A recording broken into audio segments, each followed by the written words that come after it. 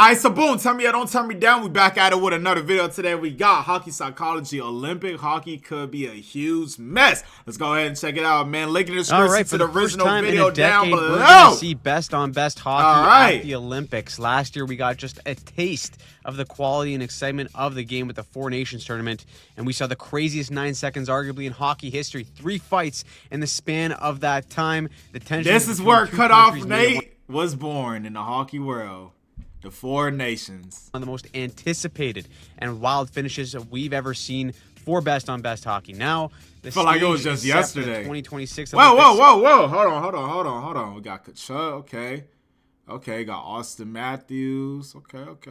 And it's already a mess surrounding it, specifically around the rink. Now, the agreement between the NHL, the NHL Players Association, and the IIHF clearly states that the ice in Milan must be built to NHL standards. However, the main area's construction is not even finished yet, causing organizers to push test events way back and potentially a few days before the Olympics even start, as Emily Kaplan reported. Wait, it says arena scheduled to be completed February 2nd, and then the Olympic game is scheduled to be February 5th, so 3 days after it finished? Wait, why are they making it take place?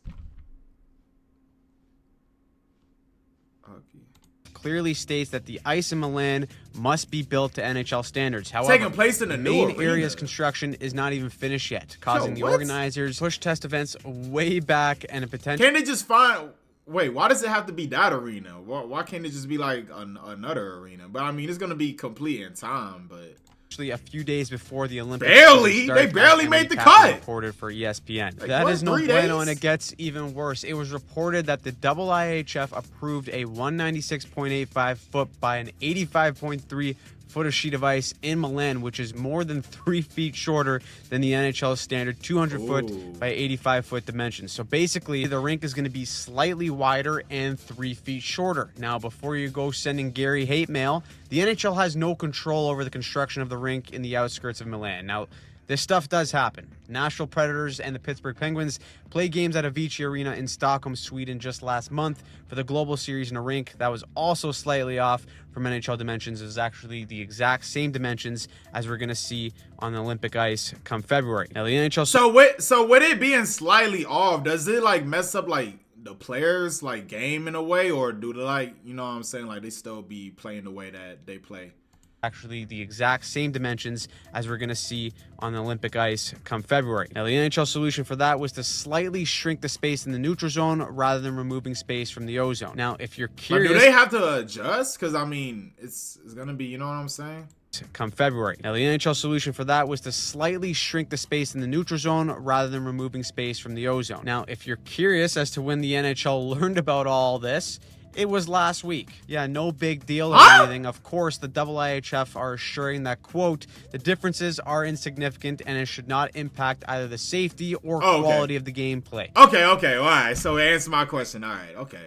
Yeah, pal, I don't know. Tell that to the poor Latvian defenseman going back to retrieve a puck while Tom Wilson comes to end his soul into the boards. No, that's a crazy And that's what's really interesting about all of this, because this, in some way, shape, or form, will change how the hockey is both coached and played come February. First, starting with roster decisions. With people initially thinking that this was going to be on Olympic ice, which is much bigger, roster construction was probably leaning towards valuing players who are on the faster side of the spectrum and were fleet of foot. Olympic hockey has been played on international ice, which is 196.85 by 98.4 feet. So it is a much wider ice surface, and we saw it in 1998, 2006, and 2014. The ice is far wider, and speed and skill become more prominent with more space to create east-west type of plays. Okay, space that makes sense. Even more condensed, that could change some decisions for specific countries on who to bring. I already mentioned Tom Wilson for Team Canada, who's been in the mix this year, fighting for a spot. Other countries will probably put a bit more of an emphasis on building a team that can check extremely well and make life... So how do they determine like who makes a spot? Like who's the person like choosing like who's making like the team for like Team Canada, Team USA? Like how do you know like if you make it or not? Like who decides? Harder, the higher ups, I'm guessing, right? The Athletic had a great article where it asked current players, including Nathan McKinnon, about what he thought. He said if you have a foot less of space, it can be a big difference. If you get a foot closer in the slot, I think that could be a big difference, but it's the same for everyone. He He also said it'll change things, but who the hell cares? I mean, let's be honest, the Nate Dogg could give two shits about the size of the ice. They could stick that guy in a phone booth and he'd still end up scoring Nathan goals. McKinnon's still Jonathan gonna Druin, go though, crazy. thinks that it may impact the higher-end guys, saying with guys like Hughes, McCarr, McDavid, and McKinnon, those guys need every little inch of room that they can to make those subtle moves. Yo, I hope my goat Macklin Celebrini makes Team Canada. Has he not made it yet? Or they ain't chosen him yet? Mike Sullivan, who's the Rangers Gotta head coach have Mac and in the there. head coach of Team USA, said he would have hoped for a bigger rink and not the other way around. He made a great point saying we're playing on the same sized ice surface that the players were playing on in the 50s. The guys playing today are bigger, stronger, and faster than they've ever been. Even though physically the ice size hasn't changed, the playing surface gets smaller and smaller every single year. Now, judging by how the four nations were played, forechecking and neutral zone play were crucial for success in that tournament.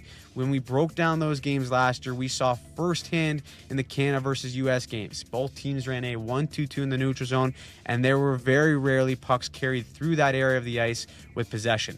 USA were able to shut down both McKinnon and McDavid in their first matchup through superb neutral zone play and layers. Bro, really, that yo, I remember just reacting to this. I didn't know what the fuck was going on, bro. I was just like, oh shit.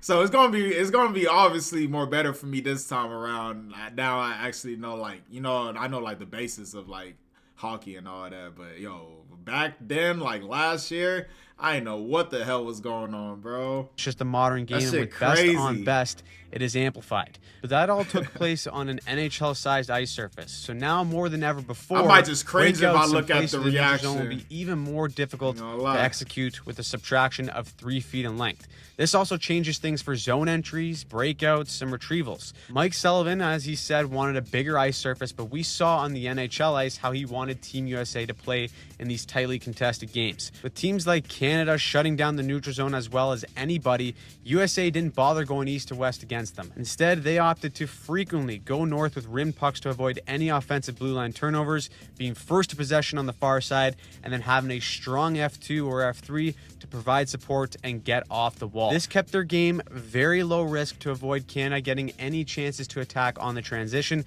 but it also fit their personnel too, with players like the Kachucks, Matthews, JT Miller and company. They could use their big frame to win these battles and then use their skill to get off the wall and make a play. Now, as far as retrievals and breakouts, defensemen will naturally have less time and space to go back, retrieve a puck, and get going on offense. Again, if Four Nations hockey is any indication of what we saw tactically with the talent level of all these players on one ice surface, we will see more and more of these high flip plays out of pressure to avoid trying to slug through the neutral zone entirely and then use the speed to put pressure on the opposing team's D-men in the process. Now, again, going back to personnel, we also saw how important it is having a goalie who can play the puck in these types of games and scenarios. With forechecking pressure likely being amped up with a shorter amount of space, more and more pucks are going to be dumped in to avoid any neutral zone turnover. So having a tendy back there who can stop a puck, be an impromptu third defenseman, and help with the breakout. Oh, snap. Team Canada is still undecided? Oh, wait. Four Nations face-off. Team Canada is still undecided on their starting goalie. Breakout all of a sudden becomes even more significant when deciding which goaltender gets picked to be on the roster or gets the nod for a gold medal game. These are all factors. Who do y'all feel like should be the starting goalie for Team Canada? Why Canada should make a change and go for Nations matchup with Finland?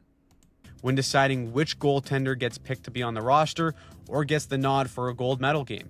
These are all factors that teams consider for playoff hockey and best on best, but take away 3 feet from everyone on the ice, I'd imagine these factors and play styles will be even more prominent in the upcoming Olympics. Of course, that isn't even the biggest mess. The players are so good, they'll find a way to adjust to all that, but what is really a big issue is that we may not even have a damn rink to play on in the first place. It was reported that the rink would be completed February 2nd. That is just 3 days before games begin, as the women's hockey starts February 5th. You can't even make What this the up. hell? Wait, I didn't even peep.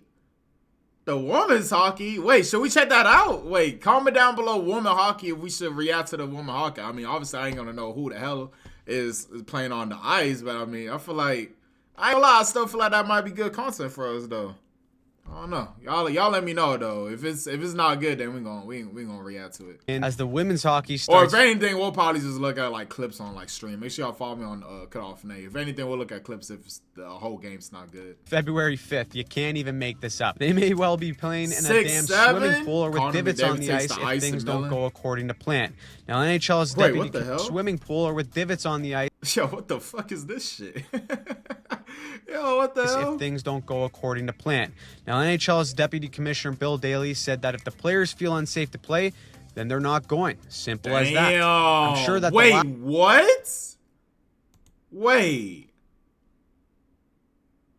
So if the players don't feel safe to play, they're like just not gonna play at all? They're just gonna like pull back from it? For real? They could do that? I'm sure that the last thing, because I mean, it's not really like are they like forced to play? Like, are they? Yeah, I don't think they're forced to play, right? I think it's like a decision. I think. Want is McDavid flying at 40 kilometers an hour and then hitting a rut at full speed into the boards because Mario forgot to flood the ice overnight. Before you get all riled up about me chirping Mario, I'm Italian, so I get to roast these fellas for being unprepared. Now, aside from all those reports, it does seem like the players could care less. There's an entire generation of superstars here that haven't gone to represent their country for a gold medal, and they would be willing to play on just about any ice surface to do it. Of course, the damn thing still needs a roof in order for games to happen, so things will certainly be tight. But hopefully there's some sort of contingency plan in place in case things don't go according to plan. Why does this shit feel like rushed? Like the whole like the stadium, not stadium, like arena not even built. I feel like it's just like they just like rushing it. I don't know. Anyways, what do you think of all this Olympic? I feel like at this time around, like the arena should have been like made and built. Do you think it'll benefit certain players or teams, hurt them? Personally, I don't know if it's good or bad, but I do know it'll be different in some capacities. In a lot of ways, I think it'll be like playoff hockey on crack, which is awesome to watch. But again, double IHF rules and any headshot being just put it into that perspective, playoff hockey, but on crack. Woo! Hey, we're gonna have some good content then around that time, y'all. Man, yo, I hope they don't be strict because. Yo, it's so much, the Olympics next year is going to be crazy. I just hope they don't be strict with the reactions and blocking. That's my only concern, bro. But if anything, we just... Having a game, teams will also have 2 times speed it like that. Smoke someone on the forecheck. Tom Wilson. I don't know. Anyways, drop your thoughts down below. Subscribe to the channel for more. But I mean, for the 4 nations, did they block it? I can't even remember. I think they did block it, bro. But the thing is, when they block it, I could dispute the claim. And then the video's going to drop like 2 days after. But it's like... that should be out of the algorithm, so it's like it's gonna be hard for people to like find the video, if that makes sense, because it's 2 days afterwards. That's the only thing about when videos get blocked. It's like it's gonna upload unless they dispute the claim, but 9 times out of 10 they won't be disputing my claim. But yeah, I don't know. We're just gonna have to wait and see what happens, man. But comment down below how y'all felt about the video, and I'm gonna catch y'all in the next one.